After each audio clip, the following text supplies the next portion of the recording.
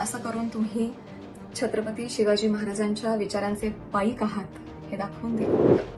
कुठलेही आंदोलन, कुठलाही मोर्चा, कुठलीही मोहीम त्याला डिस्ट्रॅक्ट करण्याचा माझा हेतू नव्हता. संतोषदादा देशमुख यांच्या बाबतीत जे काही घडलं ते बघून सबंध महाराष्ट्र हळहळला, आम्ही देखील हळहळलो.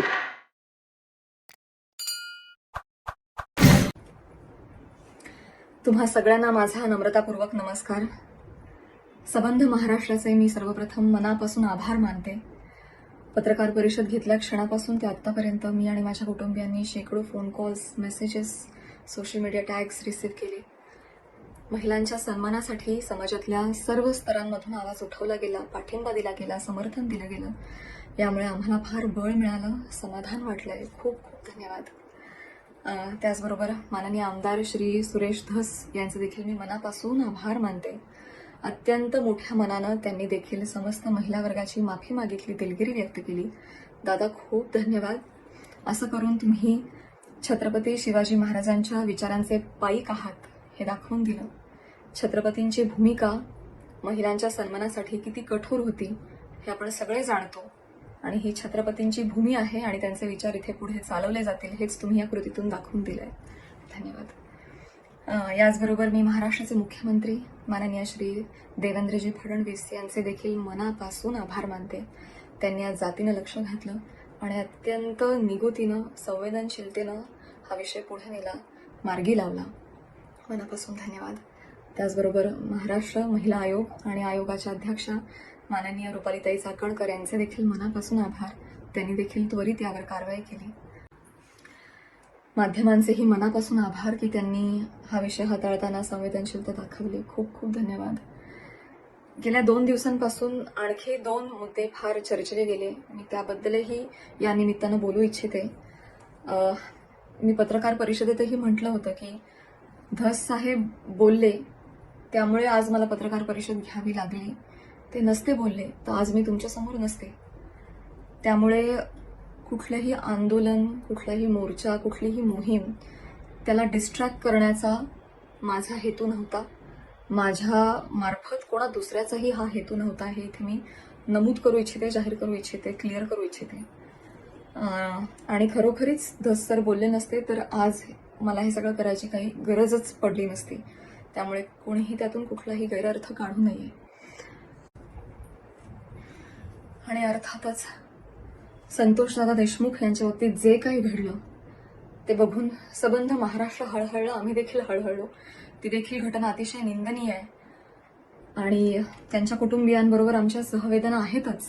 आणि गुन्हेगारांवर कठोरातली कठोर कारवाई लवकरात लवकर झालीच पाहिजे याच मताची मी देखील आहे. आणि मला खात्री आहे सबंध महाराष्ट्राचं हेच मत आहे. फक्त आम्ही समाज माध्यमांवर व्यक्त होत नाही याचं कारण पुन्हा तेच की आम्ही व्यक्त झालो की आमच्यावर टोळधाड पडते, ट्रोलिंग केलं जातं आणि अतिशय अनफॉर्च्युनेटली त्या ट्रोलिंगच्या देखील बातम्या केल्या जातात. आणि आम्हा कलाकारांचं जे काम आहे ते सगळं सामाजिक प्रतिमेशी निगडीत आहे. त्यामुळे आम्हाला मर्यादा येतात. कलाकारांनी वैतागून हतबल होऊन समाज माध्यमांवर अशा गोष्टींबाबत व्यक्त होणं बंद केलंय.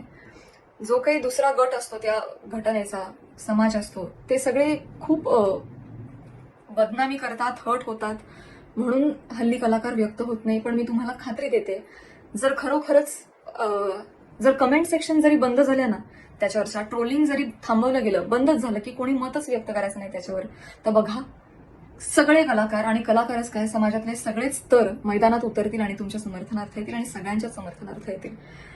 फक्त आता सोशल मीडिया आणि युट्यूब चॅनल्स हे मोकाट सुटलेत. त्यांना कुठल्याही नियमाअंतर्गत बसवता येत नाही. अभिव्यक्ती स्वातंत्र्याच्या नावाखाली मोकाट येते. अर्थात मी मुख्यमंत्री साहेबांकडे ही देखील विनंती केलेली आहे की याच्यात काहीतरी नियमावली असावी. ते देखील मला म्हणाले की केंद्र सरकारपासून सगळेजण याबाबत विचार करतायत आणि काहीतरी मार्ग काढायचा प्रयत्न करतायत. कुठल्या तरी ज्युरिस्डिक्शन अंदर त्यांना त्यांच्यावर कारवाई करता येईल असा प्रयत्न आहे. आणि मला खात्री वाटते की माननीय मुख्यमंत्री साहेब या हत्या प्रकरणातील सगळ्या गुन्हेगारांवर कारवाई करतीलच आणि याही बाबतीत कठोर नियम आणतीलच. मला ही खात्री आहे.